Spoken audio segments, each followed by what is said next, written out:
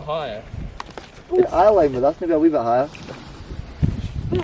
I don't really know what it is, to be honest. It should be coming into view soon.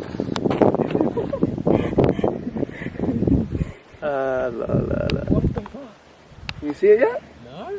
I'm looking at the world. Oh my god, Ellie, please be careful. What happened? No, just you dancing on the rock is scaring the shit out of me.